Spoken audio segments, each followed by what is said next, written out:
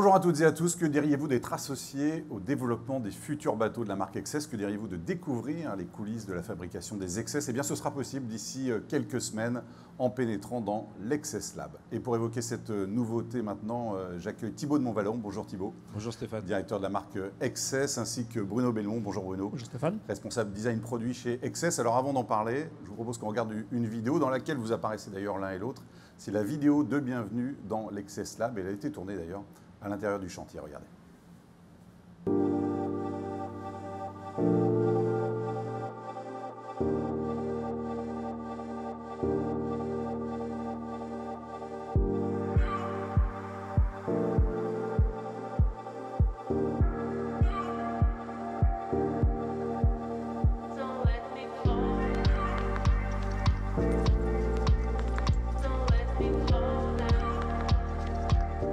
Hello, I'm Thibaut de Montvalon. I'm the director of the XS brand, and my role in the XS Lab is to get you to come inside the XS tribe, behind the scenes, see how we work, how we develop our product, meet the people that are making the XS a reality, and get your feedback, your views, your reaction, so that we can interact with you.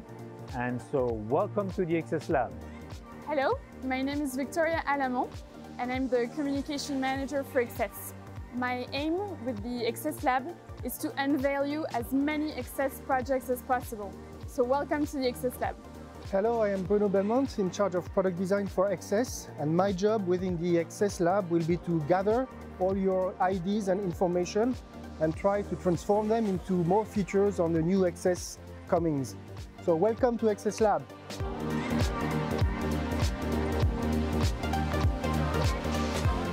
Welcome to the XS Lab. We're super excited to launch this new initiative where we will be welcoming you to come inside our team and see the projects we're working on, the ideas we have, and get your views, your feedback as to what you expect to see on one of our XS catamarans. So again, welcome to the XS Lab.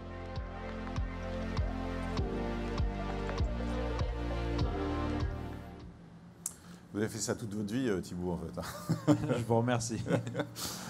Comment vous avez eu l'idée de cette initiative d'abord, Thibaut? Écoutez, l'initiative, c'est de se dire qu'on a beaucoup de réflexions et de discussions chez XS sur qu'est-ce que devrait être le catamaran idéal. Donc on a des idées, bien sûr, mais on sait et on s'aperçoit à chaque fois qu'on interagit avec nos clients, avec le public et les utilisateurs des bateaux, qu'il y a beaucoup d'idées aussi chez eux. Et donc c'est de créer cette passerelle entre notre expertise en tant que chantier, en tant que constructeur de bateaux, et les expériences des utilisateurs et des passionnés de voile. Parce que Bruno, les acheteurs, les passionnés aujourd'hui sont aussi des vrais experts. Bien sûr, souvent ils sont encore plus experts que nous sur certains domaines puisqu'ils passent leur vie sur leur passion. Ouais. Alors nous, notre travail effectivement, c'est de récupérer toutes ces informations et puis dans le cas d'XS où on a pris une voie, de faire adhérer en fait leurs expectations ouais. avec le tracé que XS est en train de faire. L'idée c'est quand même aussi de pénétrer dans l'envers du décor, voir un peu le cœur de la machine, quoi. Ouais, tout à fait. Encore une fois, on est dans un univers de passionnés. Ouais.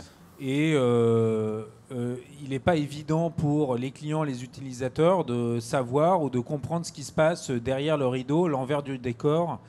Et donc on a trouvé que c'était intéressant pour le public, mais pour nous aussi, mais pour le public, de voir quelles sont les expertises, nos outils, nos façons de travailler et d'échanger avec eux là-dessus. Ouais. C'est quoi Oui, Bruno. Ouais. Non, je disais que la grande chance qu'on a aussi, c'est que faisant partie du groupe Beneteau, on a énormément de retours clients qui ne sont pas forcément des clients du catamaran, mais de plein d'horizons divers. Et ça aussi, ça nous enrichit dans nos choix. Et puis l'idée, c'est aussi de montrer, et là on en a vu quelques-uns, on les voit encore en vidéo, c'est de montrer aussi ceux qui œuvrent en coulisses.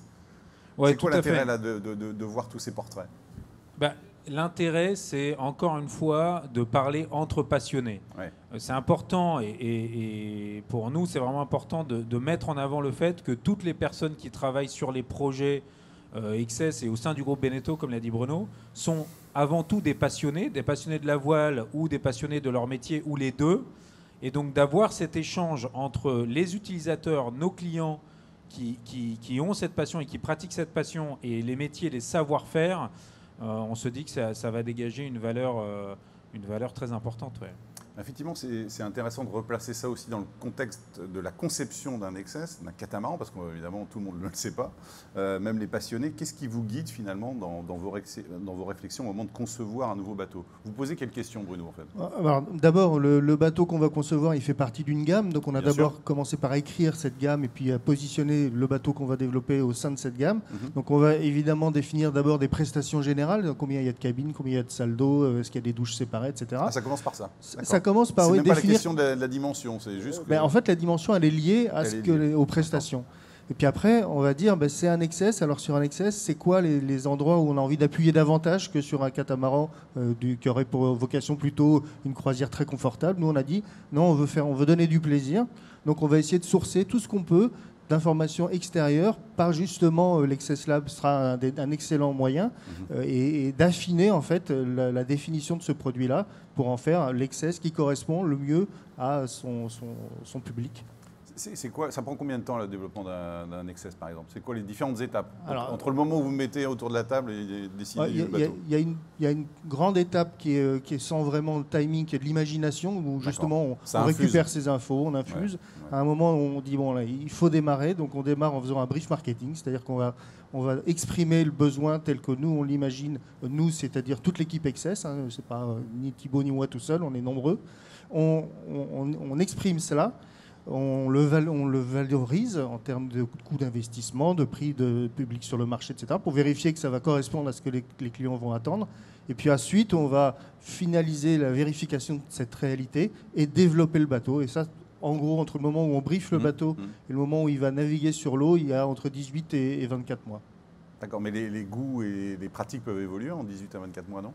C'est le marché va vite quand même. C'est notre rôle justement d'essayer d'anticiper vers quoi vont les tendances. Oui. Ouais. Arriver au bout des 24 mois en étant pile dans les besoins et les désirs du marché. Oui, c'est un autre objectif, cet objectif d'anticipation et de comprendre où sont les tendances au travers de l'Excess Lab.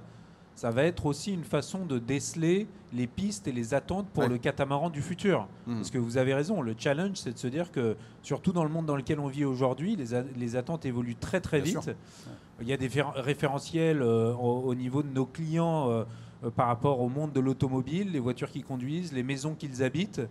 Et donc effectivement, nous de saisir ces tendances-là, encore une fois, on a des idées en interne, mais quelle meilleure source que d'aller poser la question directement aux utilisateurs? Surtout avec des périodes comme celle qu'on a vécues en 2020 et qu'on vit encore, on imagine que les pratiques, les envies vont être différentes. Là, ça bouleverse complètement le marché. Non seulement elles sont différentes, mais en plus les gens ont eu le temps d'y penser. Oui, exactement. Ouais, ils ont le temps d'y penser et il y a une accélération du digital aussi. Oui. Et la preuve en est, on est dans le cadre aujourd'hui d'une diffusion digitale et donc le développement de cet outil et de l'Excess Lab sous la forme d'une plateforme digitale, ça s'inscrit complètement aussi dans cette tendance. Ouais. On rappelait que l'Excess Lab, c'était aussi l'occasion de faire connaissance avec les hommes et les femmes qui œuvrent en coulisses. C'est combien de personnes qui interviennent dans la conception d'un bateau, Bruno? Alors, ça varie évidemment au fur et à mesure du projet, mais disons qu'il y a trois grands métiers. Il y a le métier du bois, il y a le métier du composite, et puis il y a le métier des systèmes, qui sont le magrément voile, la motorisation, la plomberie, la mécanique. Et donc ces trois métiers-là sont représentés par des concepteurs. Au-delà de ces trois métiers, il y a le métier de faire la forme elle-même, donc le modelage du bateau. Et puis après, il y a le transfert de toute cette conception générale vers les ateliers, c'est-à-dire la méthode. Donc c'est un quatrième métier qui est aussi important que les trois précédents et qui va permettre, ou que les quatre précédents, et qui va permettre aux opérateurs dans l'atelier de comprendre ce que les concepteurs ont inventé. Et donc, pour répondre à votre question, ça va passer de 8 à parfois 25 personnes qui vont travailler en même temps sur le projet. De quelle manière les participants à l'Excess Lab ils vont pouvoir vraiment influer sur la conception des bateaux, Thibaut? Écoutez, déjà on va mettre donc un outil en place au travers d'un site internet, un outil en place pour leur proposer des thématiques. Donc toutes les personnes qui sont intéressées par le sujet, passionnées de voile ou qui veulent contribuer à cette réflexion vont pouvoir voir les thématiques qu'on va leur proposer, échanger et nous faire des retours sur ces thématiques. Et on développe aussi dans cet outil la possibilité pour les personnes qui s'inscrivent à l'Access Lab de proposer des sujets. Donc ils auront dans cet espace numérique, par exemple, quelqu'un qui nous dit, écoutez, moi je pense que vous devez travailler les plateformes de bain sur un catamaran, c'est un exemple. Et du coup nous suggérer, nous dire, on peut le voir sur le marché aujourd'hui, des gens qui ont fait des extensions de jupe ou ont installé des équipements particuliers pour que ce soit pour la baignade, pour la pêche ou même pour gagner en performance sur leur bateau. Il y a des aménagements qui sont faits. Ça peut être aussi la gestion de l'énergie à bord, c'est un sujet d'actualité. Il y a beaucoup d'initiatives et d'innovations développées par des particuliers qui font leurs recherches, qui développent une expertise, comme l'a dit Bruno, et qui l'installent à bord de leur bateau. Et donc voilà, ils peuvent proposer ces sujets-là. Et sur la base de leurs propositions, on fera intervenir nos spécialistes métiers, les savoir-faire, pour échanger sur le sujet et voir jusqu'où on peut placer le curseur et concevoir nos futurs access en prenant en compte ces retours-là. Oui, Bruno, vous voulez apporter un complément ? Non, enfin, oui, tout à fait. En fait, on va effectivement obtenir énormément, on espère, d'informations et de conseils et de possibilités. Notre boulot derrière, justement, ça va être un peu de filtrer. C'est ce que j'allais vous dire, parce que vous qui êtes en charge du design du produit, ça va devenir un casse-tête au bout d'un moment. Non, si vous avez des milliers de retours, la conception d'un bateau, c'est une histoire de compromis. Toujours. Ouais. Et là, justement, les compromis, ils sont inhérents en fait à la gamme elle-même. C'est-à-dire que quelqu'un qui va nous dire « moi, je pense que dans la cuisine, il faudrait une plaque 6 feux », ça ne va pas être dans l'esprit Access. Par contre, ça peut intéresser une autre marque du groupe. Donc, on va quand même utiliser peut-être cette information. Par contre, pour Access, notre boulot, justement, ça va être de prendre quelle est la tendance de chacun des items qui va être étudié par tous les gens qui vont participer à l'Access Lab. Et quand on en verra un prendre une espèce de majorité, comment est-ce que cette majorité, on l'imagine demain? Et comment est-ce qu'on peut l'appliquer sur un bateau demain? Et à quoi elle nous servira pour progresser et faire progresser le bateau d'après? Et je pense que c'est important de dire que dans les idées qui vont être échangées, je suis sûr qu'il y aura des idées très pragmatiques qu'on va pouvoir mettre en œuvre très rapidement sur des bateaux et des modèles déjà existants. Encore une fois, des choses auxquelles on n'aurait pas pensé nous. Et d'autres idées qui vont nécessiter des développements sur un temps long, qui seront appropriés pour de futurs modèles. Et donc la mise en œuvre n'aura lieu peut-être que d'ici 24 mois, si elle est retenue. Ça, c'est clair. C'est quoi finalement l'esprit de la marque dans lequel il faut rester? Quel type d'apport que vous pouvez prendre ou mettre de côté plutôt? Nous, notre leitmotiv, c'est de dire il faut prendre autant de plaisir au mouillage qu'en navigation.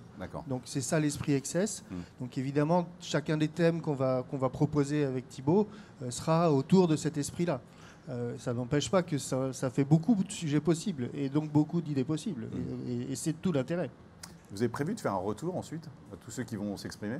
Oui, bien sûr. Ça, c'est prévu dans la démarche.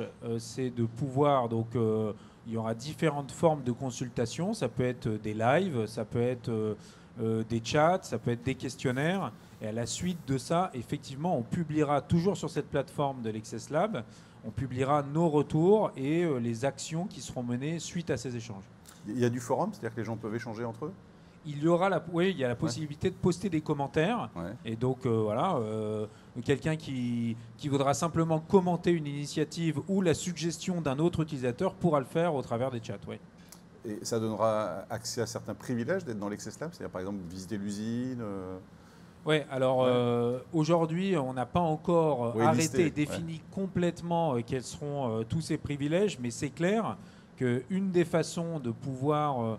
vraiment résumer les bonnes idées et faire le meilleur tri, c'est d'utiliser les bateaux. Donc ce qu'on espère et ce qu'on souhaiterait mettre en œuvre, c'est pouvoir notamment comme privilège inviter ceux qui participent le plus et le plus activement au lab à venir naviguer à bord de nos Access et avec nous. Il faut être propriétaire ou futur propriétaire Access? Non, pas forcément. Pas nécessairement. En fait, bien évidemment, les propriétaires Access actuels ont une contribution de par leur expérience en tant que propriétaire qui a beaucoup de valeur. Mais ça s'adresse à tous les passionnés de voile et toutes les personnes qui aimeraient contribuer au développement d'un bateau de croisière. C'est très très large. Après, on gardera, comme l'a dit Bruno, on gardera et on retiendra ce qui fait du sens dans le positionnement d'Access. mais on s'intègre au groupe Beneteau, on peut récupérer des idées pour d'autres modèles. Donc ça s'adresse vraiment à tous les passionnés de la croisière à la voile. Alors, les questions pratiques, quand, comment et où?